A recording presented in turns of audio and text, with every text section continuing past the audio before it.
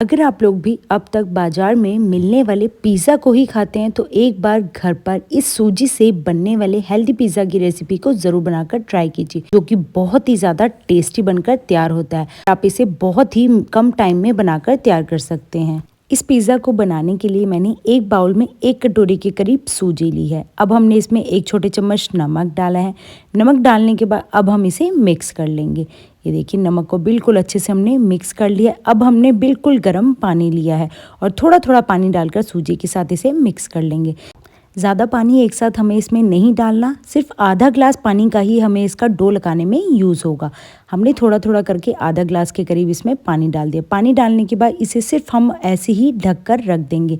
कम से कम 10 से 15 मिनट के लिए हमें इसे ढक कर रखना है, जिससे कि सूजी अच्छे से सेट हो जाए।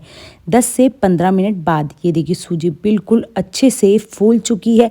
अब हम इसके ऊपर थोड़ा थोड़ा रिफाइंड ऑयल लगा लेंगे, जिससे कि जो हम इसका डो लगाकर तैयार करेंगे वो बहुत ही आसानी से लग जाता है और इसमें ये ज़्यादा भी हमारे हाथ से नहीं चिपकता है। डो को हमने कम से कम 1 से 2 मिनट तक अच्छे से मसल लिया था और मसलने के बाद इसे सॉफ्ट कर लिया। डो हमारा पिज़्ज़ा का बेस बनाने के लिए बिल्कुल तैयार हो चुका है। अब हमने थोड़ा सा इसके ऊपर आटा लगाया है। आटा लगाने के बाद अब हम इसके ऊपर अच्छे से आटे को लगा लेंगे। लगाने के बाद अब हम इसे बिल्कुल हल्के हाथों से बेल लेंगे। ये देखिए, बिल्कुल अच्छे से पहले हमें इसके ऊपर आटा लगा देना है, जिससे कि ये बेलन के ऊपर भी नहीं चिपकता। आप चाहें तो इसी तरह से फिंगर्स से भी इसको बढ़ा सकते हैं, पर ज़्यादा नहीं बढ़ता, इसीलिए मैंने थोड़ा सा दोबारा से इसके ऊपर आटा लगाया था। आटा लगाने के बाद अब हम इसको बेल लेंगे। बेलन की हेल्प से मैंने इसको हल्का हल्का करने के बाद बेल लिया। ज़्यादा पतला हमें इसको नहीं करना, हल्का सा इसको मोटा ही रखना है। ये देखिए, बिल्कुल इस तरीके से मैंने इसको अच्छे से बेल लिया। तो बड़े साइज का मैंने इसको नहीं बेला, बिल्कुल मीडियम साइज का ही मैं इसका पिज्जा बना रही हूँ, इसीलिए हमने इसको ज्यादा बड़ा नहीं किया। बिल्कुल मीडियम साइज का मैंने इसको बेल लिया। कुछ इस तरीके से बेलने के बाद जो हमारा पिज्जा बनाने के लिए बेस होता है, वो बेस बिल्कुल रेडी हो चुका है। देखिए, पिज्जा के जो बेस को हमें इतना ही मोटा रखना है, इससे ज्यादा हमें इसको पतला नहीं करना। अब मैंने एक सिरेमिक की प्लेट ली है, उसके ऊपर इस पिज्जा पेस्ट को अच्छे से लगा दिया है। लगाने के बाद अब मैं इसके ऊपर शेजवान चटनी डाल रही हूँ। आप चाहें तो इसके ऊपर पास्ता पिज्जा सॉस भी लगा सकते हैं। शेजवान चटनी से जो इसका बेस का जो टेस्ट आता है वो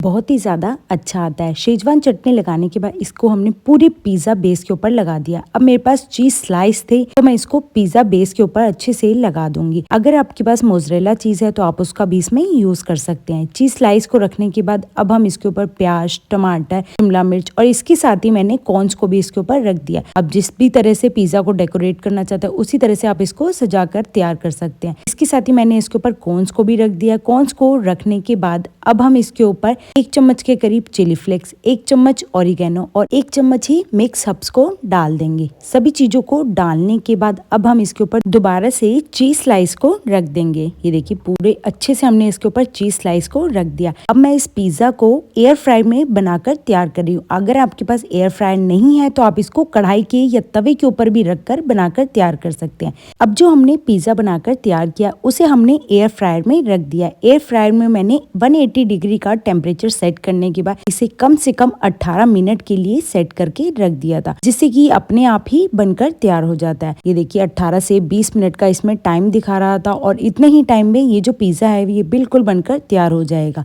18 से 20 मिनट के बाद ये भी अपने आप ही बंद हो जाएगा। तब हम पिज्जा को एयर फ्रायर में से निकाल लेंगे और पिज्जा कटर की हेल्प से मैंने इसको कट कर लिया है। आपको इसके नीचे का भी बेस दिखाऊंगी कि ये कितने ज्यादा अच्छे से पक चुका हो। ये देखिए, जो हमने इसमें चीज डाली थी वो भी अच्छे से मेल्ट हो चुकी है।